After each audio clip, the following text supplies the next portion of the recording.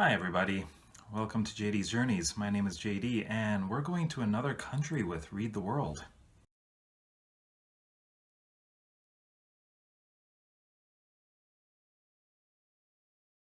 Our next country is a small one with a population of only 81,800.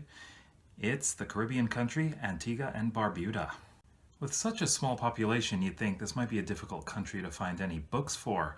However, since it is an English-speaking country, it's not as difficult as you'd think. I did find 3 authors, especially this one author who's quite prolific and has written a lot of books.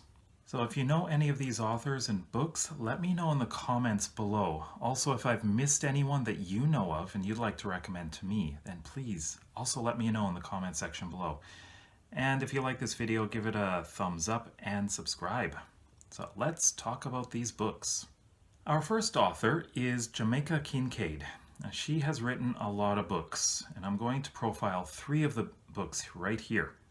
So the first one is Lucy. Lucy, a teenage girl from the West Indies, comes to North America to work as an au pair for Lewis and Mariah and their 4 children. Lewis and Mariah are a thrice-blessed couple, handsome, rich, and seemingly happy. Yet, almost at once, Lucy begins to notice cracks in their beautiful facade. With mingled anger and compassion, Lucy scrutinizes the assumptions and verities of her employer's world and compares them with the vivid realities of her native place. Lucy has no illusions about her own past, but neither is she prepared to be deceived about where she presently is. At the same time that Lucy is coming to terms with Lewis's and Mariah's lives, she's also unraveling the mysteries of her own sexuality. Gradually, a new person unfolds, passionate, forthright, and disarmingly honest. In Lucy, Jamaica Kincaid has created a startling new character possessed with adamantine clear-sightedness and ferocious integrity, a captivating heroine for our time. So it seems like it's a self-discovery book. Definitely contemporary novel. I don't think it's a genre novel at all.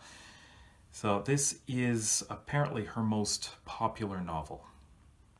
The next one by Jamaica Kincaid is Annie John. Annie John is a haunting and provocative story of a young girl growing up on the island of Antigua. A classic coming-of-age story in the tradition of The Catcher in the Rye and a portrait of the artist as a young man, Kincaid's novel focuses on a universal, tragic, and often comic theme, the loss of childhood. Annie's voice, urgent, demanding to be heard, is one that will not soon be forgotten by readers. An adored only child, Annie has until recently lived in an idyllic life. She is inseparable from her beautiful mother, a powerful presence, who is the very center of the little girl's existence. Loved and cherished, Annie grows and thrives within her mother's benign shadow. Looking back on her childhood, she reflects, "It was in such a paradise that I lived."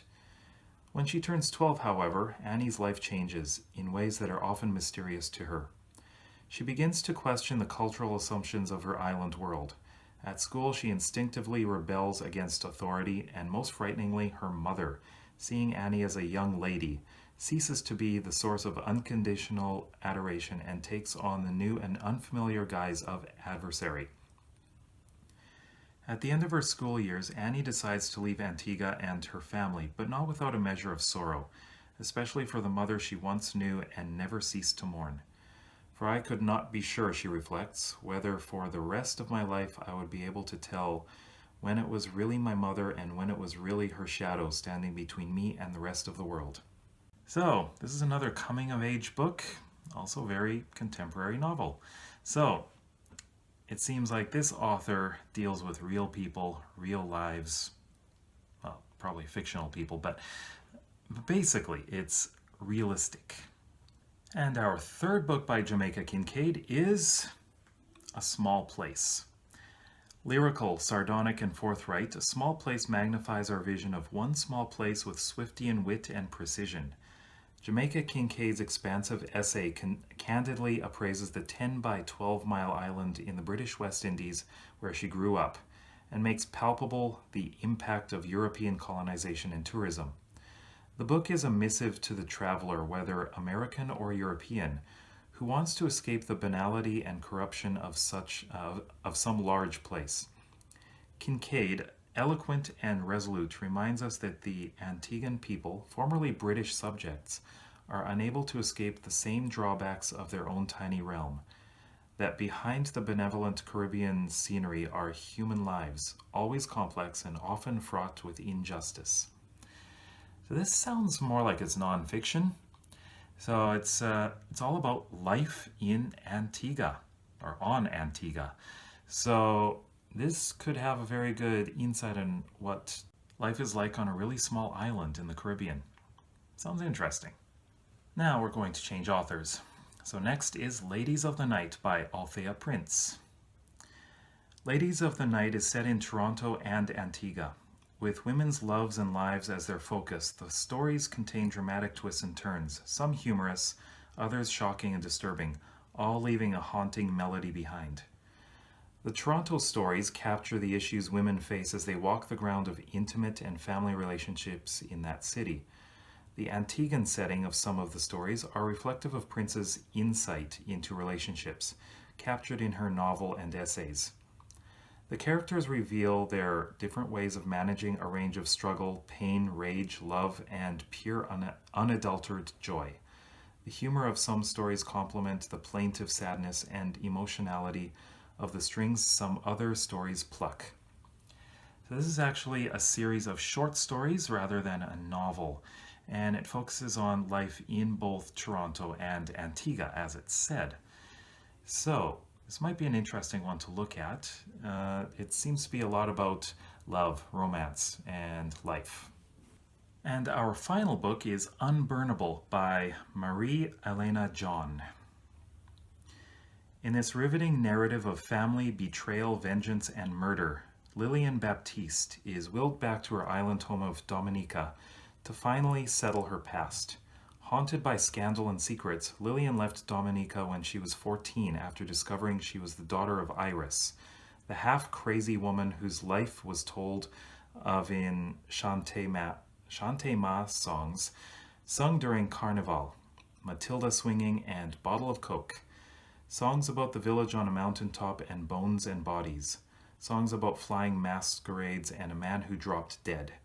Lillian knew the songs well, and now she knows these songs, and thus the history belonged to her.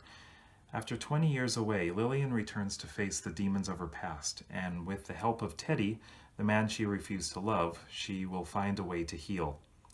Set partly in contemporary Washington, D.C., and partly in post-World War II Dominica, Unburnable weaves together West Indian history, African culture, and American sensibilities. Richly textured and lushly rendered, Unburnable showcases a welcome and assured new voice. This one seems fairly interesting too. A lot about culture, a lot about a person's history and facing their past, or I guess family past. So yeah, this one seems fairly interesting too. So have you read any of these books? Let me know in the comment section below which ones you think I should read, and if I've missed any from Antigua and Barbuda, please let me know. Recommend me some books.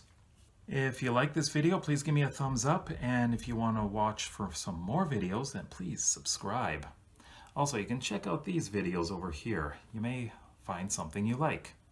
So thank you for going on this journey to Antigua and Barbuda with me. See you in the next video.